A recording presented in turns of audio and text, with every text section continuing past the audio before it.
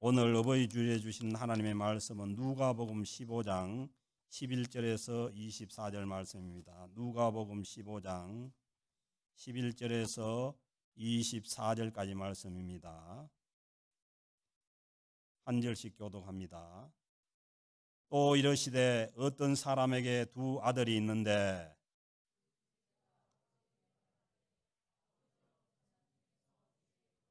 빚을 내게 주소서 하는지라 아버지가 그 살림을 각각 나눠 주었더니 그 후 며칠이 안 되어 둘째 아들이 재물을 다 모아가지고 먼 나라에 가 거기서 허랑방탕하여 그 재산을 낭비하더니 다 없앤 후 그 나라에 크게 흉년이 들어 그가 비로소 궁핍한지라 가서 그 나라 백성 중 한 사람에게 붙여 사니 그가 그를 들로 보내어 돼지를 치게 하였는데 그가 돼지 먹는 쥐염 열매로 배를 채우고자 하되 주는 자가 없는지라 이에 스스로 돌이켜 이르되 내 아버지에게는 양식이 풍족한 품꾼이 얼마나 많은가 나는 여기서 줄여 죽는구나. 내가 일어나 아버지께로 가서 이르 아버지 내가 하늘과 아버지께 죄를 지었사오니 지금부터는 아버지의 아들이라 일컬음을 감당하지 못하겠나이다. 나를 품꾼의 하나로 보소서 하리라 하고 이에 일어나서 아버지께로 돌아가니라 아직도 거리가 먼데 아버지가 그를 보고 치긴히 여겨 달려가 목을 안고 입을 맞추니 아들이 이르되 아버지 내가 하늘과 아버지께 죄를 지었사오니 지금부터는 아버지의 아들이라 일컬음을 감당하지 못하겠나이다 하나 아버지는 종들에게 이르되 제일 좋은 옷을 내어다가 입히고 손에 가락지를 끼우고 발에 신을 신기라 그리고 살찐 송아지를 끌어다가 잡으라 우리가 먹고 즐기자 이 내 아들은 죽었다가 다시 살아났으며 내가 잃었다가 다시 얻었노라 하니 그들이 즐거워하더라. 아멘. 할렐루야. 아멘. 네. 저는 캘거리 영락교회 부임 이후에 매년 어버이 주일마다 목사님께서 설교할 수 있는 기회를 주셨습니다. 그래서 코로나 시기를 제외하면 오늘로서 네 번째 이 자리에 쓰게 되는데요. 제가 자녀가 없을 때도 어버이 설교를 해봤고 자녀가 한 명 있을 때도 설교해봤고 두 명이 있는 상태에서 설교를 하는데 하나 없을 때 설교하는 것보다 자녀가 하나 있을 때 설교하는 것이 그리고 자녀가 하나일 때보다 두 자녀가 있을 때 설교하는 것이 더 어려워지는 것 같습니다.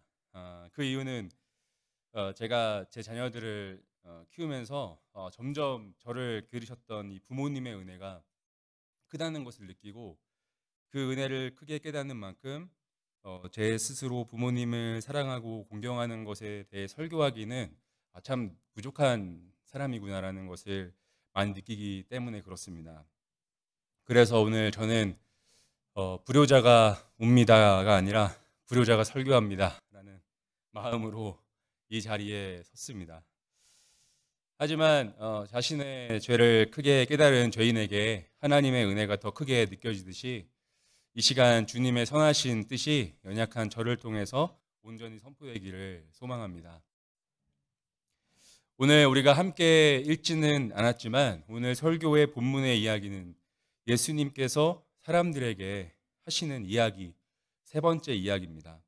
누가복음 15장 1절에는 이렇게 기록되어 있는데요. 모든 세리와 죄인들이 말씀을 들으러 가까이 나아오니 하나님 아버지께서 이 죄인들을 구원하시기 위해 예수님을 이 땅에 보내주셨고 이스라엘 땅에 살고 있는 각 종류의 죄인들이 예수님께 나와 지금 회개의 기회를 얻고 있는 그런 이야기입니다. 그런데 2절에는요 이렇게 기록되어 있습니다. 바리새인과 서기관들이 수군거려 이르되 이 사람이 죄인을 영접하고 음식을 같이 먹는다 하더라. 지금 예수님께서는 죄인들과 함께 계시지만 또 맞은편에는 이 바리새인과 서기관들이라고 하는 사람들과 함께 계십니다. 바리새인들은 항상 예수님을 따라다니면서 예수님께 시비를 걸고 언쟁을 펼치는 예수님을 괴롭게 하는 인물들로 자주 등장을 해서 우리의 인식 속에는 나쁜 사람들이라고 생각을 할 수가 있는데요. 그러나 사실 그들은 유대인 중에 유대인들이고 하나님의 자녀들 중에 자녀들이라는 자부심을 갖고 있었습니다. 그들이 스스로 자화자찬했던 이유는, 그리고 사회적으로 칭찬받았던 이유는 하나님의 명령을 너무나도 잘 지켜내고 있었기 때문입니다. 요즘 어버이날 받고 싶은 선물 1위가 현금이라고 하죠. 현금.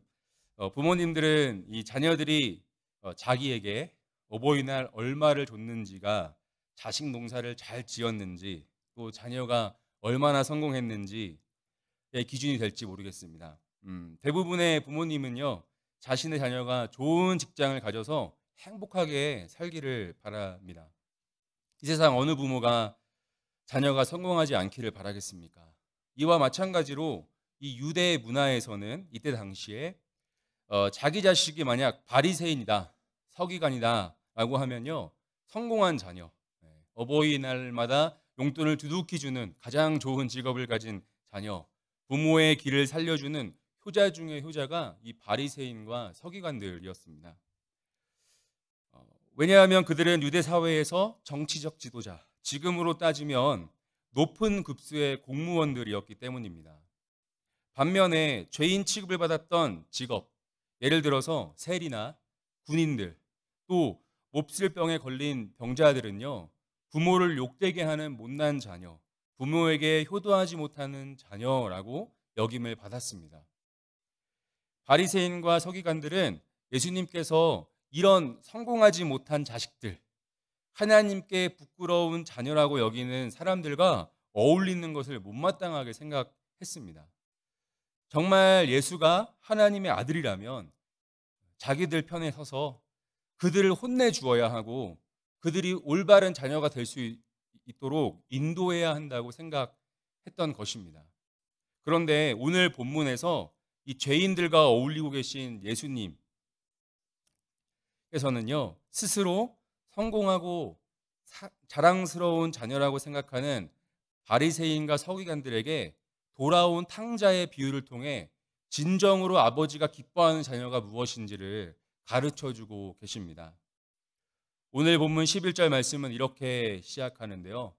또 이르시되 어떤 사람에게 두 아들이 있는데, 이 당시 유대 사회에서 큰아들, 장자에 대한 권한은 나머지 자녀들보다 컸습니다. 이것은 실질적으로 유산 분배에서도 드러났는데, 큰 아들에게는 재산의 3분의 1을 주고 나머지 자녀들에게는 3분의 1을 주는 제도가 있었습니다. 12절에 보니까 둘째가 자신의 아버지에게 아버지가 죽으면 받게 될 유산을 미리 당겨서 받고 싶다는 제안을 합니다. 이것은 사실 멀쩡히 살아있는 아버지를 죽었다고 생각하는 아들의 몰지각한 행동이었습니다. 그들의 사회법이었던 10계명에도 5계명에 부모를 공경하라 되어 있고, 신명기 27장 16절 말씀에는 부모를 공경하지 않는 자는 저주를 받을 것이라고 되어 있고, 심지어 21장 18절에는 부모의 말에 순종하지 않고 방탕하고 술에 취해 있는 자녀는 부모와 그 지역의 장로들의 검증 후에 돌로 쳐서 죽이라는 법까지 있었습니다.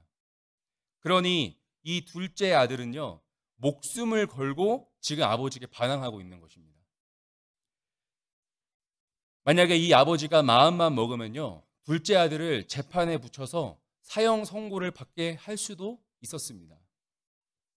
얼마 전 2월에 제가 본 뉴스 기사의 제목 중에 피보다 돈이라고 하는 제목이 있었는데요. 이 기사의 요지는 상속 재산을 둘러싼 가족 간 법적 분쟁이 늘고 있다는 것이었습니다.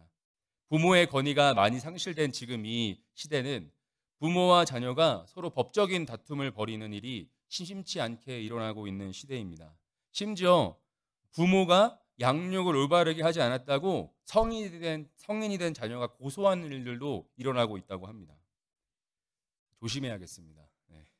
또한 제가 설교를 준비하면서 이 북미권에 있는 목사님들은 이 파더스데이 어떻게 설교하시나 궁금해서 이 문화를 보기 위해서 제가 설교들을 살펴봤는데요. 한 영향력 있는 교회 백인 목사님께서 이 다른 대륙의 문화들, 아시아, 아프리카, 남아메리카 이런 문화들에는 어른 존경에 대한 문화가 있는데 자기들의 문화에는 어른에 대한 존경 문화가 없다라고 아예 선포하시는 것을 보면서 이곳에서 부모 역할하기가 쉽지가 않겠구나라는 또 생각을 했습니다. 그런데 2000년 전 가부장적인 유대 사회에서 아버지의 권한이 절대적으로 큰 이 시대, 아버지의 말이 곧 법이었던 이 사회에서 탕자는, 이 아들은, 두 번째 아들은 사실 아버지께 죽임을 당했다 하더라도 정말 무방했던 그 사회 분위기 속에서 아버지의 이 선택은요, 자신의 권위로 자녀의 요구를 무시하지 않았습니다. 오히려 어떻게 했습니까? 둘째에게 재산을 나눠주기로 결정을 했습니다. 심지어 말씀을 자세히 보면요, 재산을 요구하지 않았던 첫째 아들에게도 공평하게 재산을 나눠준 것으로 보입니다. 아버지의 심정은 기록되지 않아 우리가 알 수 없지만 아버지는 어떤 이유에서인지 둘째 아들의 요구를 순순히 들어주십니다. 이것은 자녀를 향한 아버지의 관대한 사랑, 자비로운 사랑이라고 볼 수밖에 없는 것입니다. 13절에 보니까 둘째 아들은 며칠이 안 되어 먼 나라에 갔다고 되어 있습니다. 그 나라가 어떤 나라인지는 나와 있지 않지만 아버지께 받은 돈을 낭비하며 쓸 수 있을 정도의 문화가, 유흥의 문화가 번성한 곳이라고 볼 수 있겠습니다. 그가 재산을 받기 전에 계획을 하고 내가 이곳에 가서 내가 정말 보란듯이 살아보겠다라고 했던 그런 지역일 수 있겠습니다. 아버지의 통제에 벗어난 아들은 분별력을 잃어버린 채 돈을 다 잃고 맙니다. 분명히 아들은 아버지를 떠나 행복하게 살기 위해 갔을 것입니다. 이 세상 어느 누구도 불행해지려고 부모를 떠나가지 않습니다. 그러나 14절에 보니 돈이 다 떨어져서 가난해진 상황에 이 자연재해, 가뭄이라고 하는 것이 겹쳐서 그가 궁핍해졌다라고 성경은 이야기합니다. 둘째 아들의 상황은 지금 더욱 악화되었습니다. 부모의 품에서 세상 물정 모르고 살던 그가 어느 집의 직원으로 고용되어 돼지를 치는 일을 하게 되었습니다. 정말 재밌는 것은요, 유대인들에게 이 돼지는 거룩하지 못한 동물입니다. 저희가 여기 처음 이 예배당에 왔을 때 돼지고기를 먹지 말라고 하는 그런 경고를 우리가 받았을 텐데요. 이 유대인들은 돼지고기를 아주 거룩하지 못한 불결한 동물로 생각을 합니다. 그런데 지금 이 유대인이었던 둘째 아들이 무엇을 치게 되었습니까? 돼지를 치게 되었던 것입니다. 둘째 아들은 먹고 살기 위해 자신의 정체성, 신앙까지 버리게 되었습니다. 이미 아버지께 반항함으로 자녀로서 신분이 내던진 그는 어려움을 통해 인생의 밑바닥까지 내려가게 되었습니다. 그 밑바닥에 내려가니 무엇이 있었습니까? 돼지가 먹는 쥐엄 열매가 있었습니다. 그 쥐엄 열매로 배를 채우는 상황이 되었습니다. 이러한 일은 아마 돼지 역사상 유례없는 일이었을 것입니다. 인간이 돼지의 음식을 뺏어 먹다니 돼지가 아마 놀랐을 것입니다. 이 비참한 상황 속에서 아들은 자기가 버렸던 아버지라는 세 글자를 떠올리게 됩니다. 그러면서 18절과 19절에 이렇게 고백합니다. 내가 일어나 아버지께 가서 이르기를 아버지, 내가 하늘과 아버지께 죄를 지었사오니 지금부터는 아버지의 아들이라 일컬음을 감당하지 못하겠나이다. 나를 품꾼의 하나로 보소서 하리라 하고. 여러분, 이 죄인된 아들의 인생을 통해 자녀가 언제 부모를 떠올리는지 한번 우리가 주목해 볼 필요가 있습니다. 첫째는 자녀는 자신이 이익을 위해 아버지를 떠올리는 것입니다. 내 유익을 위해 내가 자녀로서 부모에게 당당하게 권리를 요구할 수 있다고 생각할 때 부모를 떠올립니다. 둘째는 세상에서 실패하고 아무도 나의 처지를 돌봐주지 않는 외로움에 있을 때 부모를 떠올리게 됩니다. 제가 상담을 공부했던 대학 시절 청소년 시기에 범죄를 저질러서 소년원에 들어가 있는 아이들에게 관심이 있었는데요. 그때 그 친구들을 돌보는 한 사역자분의 이야기를 들은 적이 있었습니다. 그들이 소년원에 들어갔을 때 그들에게 면회를 오는 사람이 누구인가 보면요. 열의 9도 아니라 열의 10은 부모라고 합니다. 자기와 함께 죄를 저질렀던 친구들은 오지도 않고요. 그때 당시에 연애했던 여자친구, 남자친구 절대 오지 않고요. 부모만이 그들에게 면회를 온다고 합니다. 또한 그런 청소년들이 변화하는 이유도 부모님의 기다림과 눈물이라고 합니다. 그러나 부모가 자식이 죄를 지어 창피하여 그 연을 끊고 버린 자식들은 성인이 되어서도 재범의 확률이 늘어나고 회복될 가능성이 없다라고 제가 말씀하시는 것을 들었었습니다. 자녀는 부모가 되기까지 많은 성장의 단계가 필요합니다. 이 자녀가 받는 연단의 과정이 성장하는 자식만 연단받는 것이 아니라 부모가 함께 연단을 받도록 하나님께서 이 세상을 지으셨습니다. 내 자식은 왜 이렇게 말을 안 듣나 유별나 보일 때도 있습니다. 제가 청소년 때 취미가 이런 유별난 친구들을 교회로 데려오는 것이었는데 이 친구들이 오면 되게 행복했습니다. 왜 행복했냐면 아무도 자기를 안 반겨주는데 이 교회에는 오기만 하면 환영해주고 또 그냥 앞에 나와서 뭐 하나만 찬양만 불러도 너무 잘한다라고 해주니까 이 아이들이 너무나 행복했었습니다. 지금 생각해 보면 아마 그들이 교회에서 부모의 품을 느꼈던 것 같습니다. 자녀들은 아마 한 번씩 부모님 눈에 눈물을 흘리게 했던 경험이 있을 것입니다. 이 둘째 아들이 부모의 재산을 이용하듯 부모님을 나의 성공을 위한 도구, 내 수단으로 생각하거나 부모님의 의사와 관계없이 자녀의 자리를 떠났던 그런 적이 우리도 있었을 것입니다. 그러나 자녀라는 이름으로 모든 것이 용서될 수 있을까요? 우리가 자녀라고 하는 미숙함으로 우리의 모든 이런 죄들이 용서될 수 있을까요? 사실 이것은 부모의 마음에 달려 있습니다. 부모님의 결정에 달려 있습니다. 둘째 아들은 이제 드디어 다시 아버지께 돌아갈 계획을 세웠습니다. 그에게는 그럴싸한 계획이 있었는데 그것은 아버지께 용서를 구하고 아버지 집의 노예가 되겠다고 하는 것이었습니다. 20절입니다. 이에 일어나서 아버지께로 돌아가니라. 아직도 거리가 먼데 아버지가 그를 보고 치근히 여겨 달려가 목을 앗고 입을 맞추니. 이제 이 이야기의 카메라는 아버지에게 포커스를 맞춥니다. 자녀의 연약함을 치근히 여긴 아버지는요, 멀리서 보이는 사람을 보자마자 자신의 둘째 아들인 것을 알았고 그에게 달려가 뜨겁게 어퍼컷을 날리는 것이 아니라 호응을 해주십니다. 아들은 아버지 앞에 용서를 구하며 자신이 계획한 대로 아버지에게 고백합니다. 아버지, 제가 노예가 될게요. 제가 아버지 불효자입니다. 제가 아버지를 죽였습니다. 저는 자식 될 수가 없는 자입니다. 저는 노예가 되겠습니다. 그러나 아버지는 자식이길 거부하는 아들을요, 자신의 집사들에게, 하인들에게 이렇게 소개합니다. 24절입니다. 이내 아들은 죽었다가 다시 살아났으며 내가 잃었다가 다시 얻었노라 하니 그들이 즐거워하더라. 여기서 드디어 아버지의 마음이 드러납니다. 침묵하고 보이지 않았던 그 아버지의 마음은 무엇이었습니까? 죽었다가 다시 살아났다. 잃었다가 다시 얻었다. 아버지는 자신의 아들이 죽었다고 생각했고 잃어버렸다고 생각했습니다.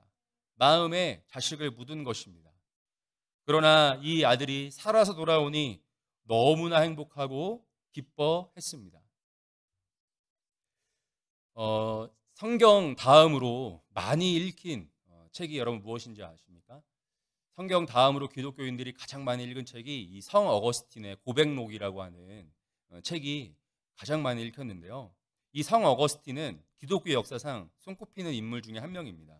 그가 쓴 고백록이라고 하는 책뿐만 아니라 여러 가지 유명한 책들이 많이 있습니다. 기독교의 최고의 스승이자 그리스 로마 문화와 기독교 사상을 하나로 종합했다고 평가받는 그의 젊은 시절은요, 사실 추악한 죄들로 억눌려 있었습니다. 그는 자신의 고백록에서 자신의 죄를 고백하면서 여러 가지 죄의 목록들을 기록하는데요. 그는 어린 시절 공부보다는 놀이만 즐겨하고 내기에서도 지는 것을 매우 싫어하는 열정적인 성격이었습니다. 그를 훌륭한 자녀로 키우고 싶었던 부모님은 문제 아들을 보통 어떻게 합니까? 유학을 보내죠. 그래서 유학을 보내십니다. 그래가지고 그는 다른 도시로 유학을 보냈지만 공부보다는 여자에게 관심이 많아서 결국 18세의 나이에 미혼부가 되게 됩니다. 아들이 태어나자 내가 이렇게 살면 안 되겠구나. 정신을 차려서 공부를 하기 시작했는데 공부한 것이 뭐였냐면 이단, 마니교라고 하는 곳에 빠져서 9년 동안 그 마니교회에 빠져서 인생을 허비하게 됩니다. 그의 인생은요, 거기서 끝났으면 아마 우리에게 지금 들려지지 않았을 이름입니다. 하지만 그에게는 누가 있었냐면 모니카라고 하는 어머니가 있었습니다. 모니카는 어거스틴이 세상의 눈이 멀어 방황하고 있을 때 암브루시우스라고 하는 주교를 찾아가서 아들의 문제에 대해 상담했습니다. 만약에 우리 해나가 문제가 있으면 정 집사님이 제게 와서 상담을 이렇게 하듯이 모니카라고 하는 어머니가 자신 어거스틴 자기 아들을 돌봐주었던 암브루시우스라고 하는 그 주교에 가서 상담을 받은 것이죠. 근데 그때 암브루시우스가 이렇게 조언을 합니다. 암브루시우스의 말입니다. 한동안은 아드님을 그냥 내버려 두시고 오직 아드님을 위해서 하나님께 기도하는 것만 하십시오. 아드님은 언젠가는 책들을 읽다가 자기가 빠져있는 마니교의 오류가 무엇인지를 스스로 알게 될 것이고 그 이단과 자기가 하나님에 대하여 얼마나 지독한 불경죄를 범하고 있는 것인지도 스스로 깨닫게 될 것입니다. 이렇게 조언을 해주면서 사실 자신도 마니교에 빠졌었다라고 고백을 합니다. 모니카의 눈물의 기도로 어거스틴은 마니교에서 빠져나왔고 기독교의 성인으로 지금 인정받고 있습니다. 어거스틴은 이런 말을 남겼는데요. 눈물로 기도하는 어머니의 자녀는 절대 망하지 않는다. 들어보셨죠? 네. 눈물로 기도하는 어머니의 자녀는 절대 망하지 않는다라는 아주 유명한 격언을 남겼습니다. 둘째 아들을 기다리는 아버지의 심정은 아마 저는 이 모니카의 마음을 닮아 있었을 것입니다. 아니요, 이 모니카가 이 아버지의 마음을 닮아 있었을 것입니다. 아들을 위해 하나님께 자비로움을 구하며 기도했을 것입니다. 자녀에게 쓴소리를 할 수도 있고 회초리를 들 수도 있고 또 법정에 세워서 사형 선고를 내려서 그 아들이 돌에 맞아 죽는 것을 볼 수도 있었습니다. 그런데요, 하나님께 기도하고 기다리는 것이 더 큰 능력이라는 것을 이 아버지는 믿었던 것입니다. 로마 카톨릭 및 이 성공회에는 대부모라고 하는 제도가 있습니다. 들어보셨습니까? 대부모라는 제도가 있다는 것을요. 이 갓 페런츠라고 하는 제도가 있는데 이것은 유아 세례를 받거나 우리식으로 따지면 입교를 할 때 자신의 육신의 부모가 아니라 신앙의 부모님과 연결해주는 그런 것을 의미합니다. 양아버지, 양어머니의 개념인데 신앙적으로 맺어주는 것입니다. 대부모는 신앙적 후견인을 말하고 대부모는 신자의 신앙생활을 지도할 책임이 있는 부모를 정해주는 것입니다. 여러분, 우리 모두에게는 이런 대부모와 같은 분들이 계십니다. 우리가 오늘 이 자리에 나와 하나님을 아버지라 고백하고 우리의 죄인됨을 깨닫고 하나님을 의지하며 살아가는 것은 우리를 신앙적으로 이끌어준 부모님들의 기도가 있기 때문입니다. 육적인 부모님뿐만 아니라 신앙적인 부모님들의 기도가 우리를 이 자리로 이끌게 하신 것입니다. 저는 어렵거나 힘든 일이 있을 때 한 가지 반드시 하는 루틴이 있는데 아버지께 전화를 드리는 것입니다. 그러면 항상 조언을 해주시고 기도로 통화를 이제 해주시고 마치시는데 전화를 끊고 나면 문제가 그대로 있지만 마치 모든 것이 해결된 것처럼 참 위로를 많이 받습니다. 저희 아버지가 저를 신앙적으로 기도해 주시고 육체적으로도 먹이시고 입히셨던 저에게는 길자베어 같은 분이셨습니다. 만약 저의 아버지가 안 계셨다면 제가 이 자리에 서서 말씀을 전할 수 없었을 것입니다. 저희 어머니는 사실 저의 아내를 만나게 해준 장본이십니다. 저희 어머니에게 제가 말하지 않고 우리 아내랑 몰래 소개팅을 이제 잡았었는데요. 제가 어렸을 때 금요기도회, 새벽기도회 따라가면 제가 정말 꼬맹이 때부터 어머니가 한 가지 기도하시는 것이 무엇이냐면 우리 아들 좋은 섹시 만나게 해달라고 기도를 했었습니다. 근데 저도 어느새 모르게 제 마음 가운데 내가 부모가 정해준, 특히 엄마가 정해주는 여자와 결혼을 해야겠다라고 하는 생각이 들었습니다. 그리고 창세기를 읽다 보니까 많은 그 인물들이 부모님이 정해주는 사람들과 결혼을 하더라고요. 그래서 제가 그런 마음을 그냥 속으로만 갖고 있었는데 우리 아내와 첫 소개팅을 하는 날 저희 어머니의 카톡이 딱 왔는데 여자를 만나는 것은 타이밍이다. 저는 그것을 보는데 어머니는 그 카톡을 자기가 왜 보냈는지 전혀 후회하고 계시다 지금 얘기하고 계시지만 저는 그 메시지를 받는 순간 이것은 하나님의 뜻이다라는 것을 제 개인적으로 느끼게 되었습니다. 그렇습니다. 우리 교회가 이렇게 함께 예배드릴 수 있는 것도 우리 교회의 대부모님들이 계십니다. 우리 교회를 위해서 눈물로 또 기도로 씨앗을 뿌렸던 분들의 그 열매가 지금 맺어지고 있는 것입니다. 제가 사역을 하면서도 우리 특별히 부모님이 하나님을 믿지 않는 자녀들에게 제가 그런 역할을 해주기 위해서 기도합니다. 사실은 그들에게 물질적으로나 또 지적으로나 여러 가지로 서포트할 수 없는 상황이지만 제가 할 수 있는 것은 이 아버지, 이 탕자의 아버지로서 살아왔던 그 아버지의 영성, 그리고 모니카의 이 어머니의 기도처럼 그들을 위해 기도를 하는 것입니다. 우리는 부모님을 그래서 소중히 생각해야겠습니다.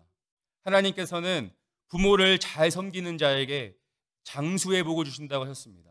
여러분, 장수하려면 어떻게 하겠습니까? 장수해야 되면 어떻게 해야 됩니까? 나라가 안전해야겠습니다. 장수를 하려면 내 삶의 일들이 다 잘 풀려야겠습니다. 건강해야겠습니다. 이 여러 가지 복들이 장수와 연결되어 있는 것입니다. 그런데 그 복이 어떻게 옵니까? 바로 부모를 사랑하고 존경하는 자들에게 하나님이 주신다라고 말씀하십니다. 우리 대한민국이 나라를 잃어버리지 않고 역사를 유지할 수 있었던 것은 바로 이 우리나라를 위해 기도했던, 우리나라를 붙들고 기도했던 많은 선조들이 있었기 때문임을 우리가 기억합니다. 우리는 그래서 우리의 육신의 아버지를 사랑하고 존경하는 것뿐만 아니라 우리 영적인 아버지들을 또 위로하고 존경해야겠습니다.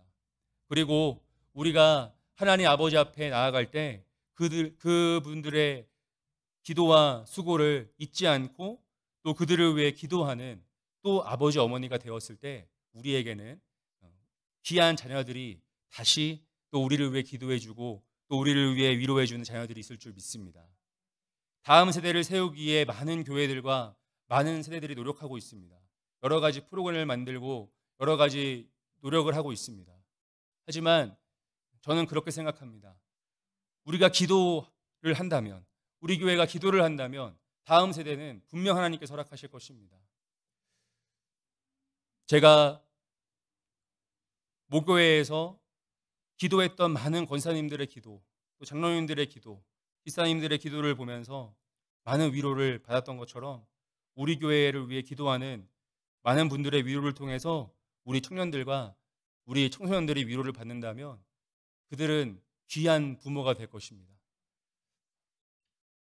이제 말씀을 마치려고 합니다. 오늘 우리는 죽었다가 다시 살아 돌아온 그 아들을 책망하지 않고 눈물로 사랑으로 맞아주었던 아버지의 이야기를 보았습니다. 예수님께서는 이 잃어버린 자들을 바로 죄인들이라고 부르셨습니다. 하나님 아버지를 배신하고 떠났던 이 죄인들, 자신들이 하나님 아버지 앞에 잘 섬긴다고 자기들의 기준으로 내가 아버지께 효도하고 있다고 고백했던 그 죄된 자식들을 나무라지 않으시고 사랑으로 기다려주셨습니다. 그 결과 그들은 예수님의 제자가 되었고 그 제자들의 복음 전파로 인해 지금 이 시대가 가장 많은 사람들이 믿는 종교가 되었습니다. 우리 기독교가 하나님의 사랑으로 많은 세상에 좋은 일들을, 선한 일들을 해나가고 있는 것입니다. 우리 안에 주신 부모님을 통하여서 나를 기르시고 입히셨던 그 은혜를 기억하고 소중히 여길 때 우리의 인생이 잘 될 것입니다. 하나님 안에서 행복할 줄 믿습니다. 부모님을 사랑합시다. 그리고 이제 일어나 아버지께로 돌아갑시다. 우리를 입히시고 사랑하시는 아버지를 기억하는 오늘 하루가 됩시다. 우리 함께 기도하겠습니다. 사랑과 은혜가 충만하신 하나님 아버지, 우리는 부모가 없이는 절대 이 세상에 나올 수가 없는 존재들입니다. 그러나 어찌된 것인지 이 세상은 부모와 자녀 간의 갈등이 심화되고 있고 세대 간의 갈등이 심화되고 있으며 하나님, 서로의 불만과 어려움을 성토하며 비난하고 있는 그러한 시대로 들어가고 있습니다. 하지만 이때 우리 교회를 통하여서 하나님의 그 넓으신 사랑을 통하여 우리를 길이 참으시고 우리가 성장할 때까지 우리를 지켜 인도 보호해 주시는 주님의 은혜로 우리가 선한 부모가 될 수 있도록 우리를 인도해 주심을 우리가 믿습니다. 하나님께서 허락하신 귀한 이 시대 가운데 특별히 캘거리 영락교회 이 우리 교회를 통하여서 선한 부모들이 나오기를 소망합니다. 그리하여서 하나님께서 주시는 허락하신 귀한 은혜를 함께 누리며 살아가기를 간절히 원합니다. 주님께서 은혜를 더하여 주시옵소서. 특별히 자녀를 키우느라 고생하신 부모님들, 이민하셔서 정말 이 세상 가운데 정말 자녀들을 키우기 위해 쓰셨던 그 눈물과 수고를 기억해 주시고 그들의 노고를 기억해 주셔서 하나님의 은혜로 그 은혜를 갚아주시기를 간절히 원합니다. 주님 축복하여 주시옵소서. 이 모든 말씀 예수님의 이름으로 기도드렸습니다. 아멘.